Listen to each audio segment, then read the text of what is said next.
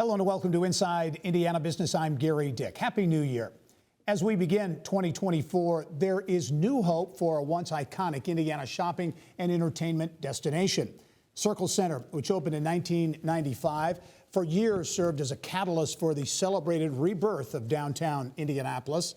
But in recent years, retail trends and downtown's downturn helped turn what was once Indy's eye candy into more of an eyesore.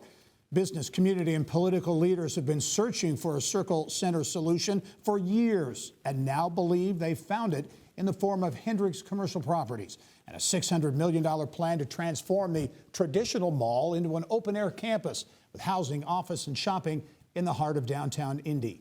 But how does the Wisconsin-based developer plan to do it? And why do they continue to be so bullish on Indianapolis? For some answers, I'm pleased to be joined now by Hendricks CEO Rob Gerbitz from the company's Beloit, Wisconsin headquarters. Rob, thanks for joining us. Thank you, Gary. Happy to be here. Hey, obvious question.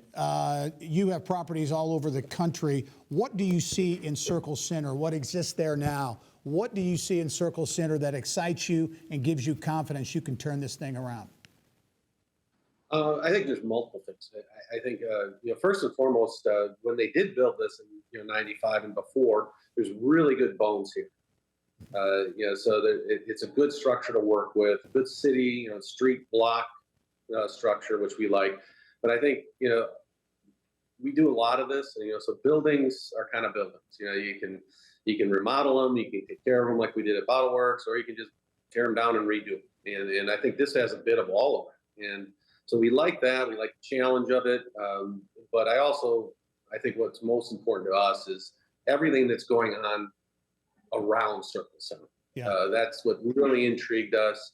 And beyond that too is, our relationship with, the state and with Mayor Hogsett and his whole team has been really, really good. And, we just felt confident in a good collaborative effort with all of them to kind of, what we want is a world-class project in a world-class city.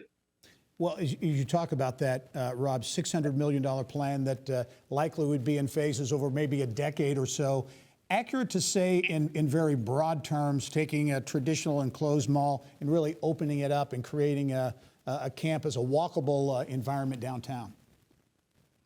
Yeah, absolutely. I mean, I think, when we got into this and people were asking us, well, what would you want to do? And I said, well, I can tell you before the pretty pictures and drawings you saw, I said, I want to know what you guys want from us. Because if it's kind of, for lack of a better way of putting it, just putting kind of lipstick on the pig and trying to just lease up stuff, that was not for us. We just weren't going to be interested in that.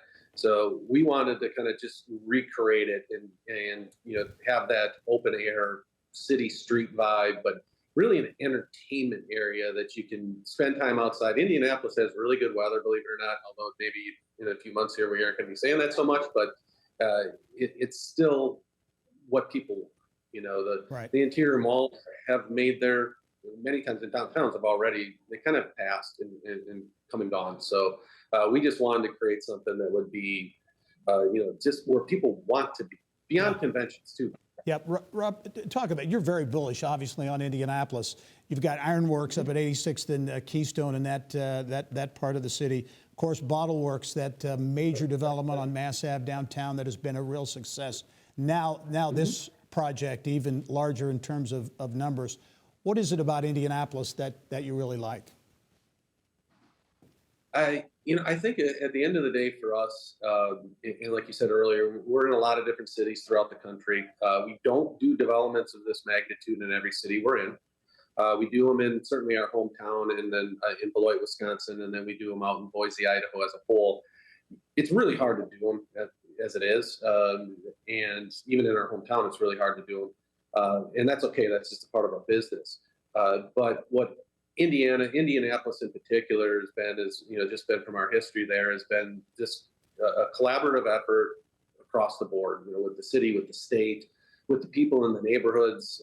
We do our best, and I'm not saying we're perfect because we're certainly not, to work with everyone and to let folks know what we're trying to do, to listen, which is nice. Sometimes it's just listening, and you can hear, they'll tell you a lot, some of which, we can't do, of course, but I mean, many of which it really does guide us. Yeah. You know, Bottle Works, I can honestly tell you right now, that project is slightly different, you know, because of a few comments people made of what our original proposals were, which, you know what, they were right. Yep. They were right.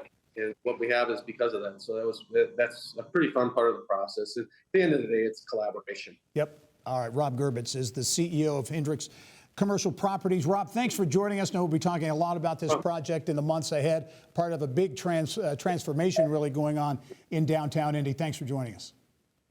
Thanks, Gary. Appreciate it.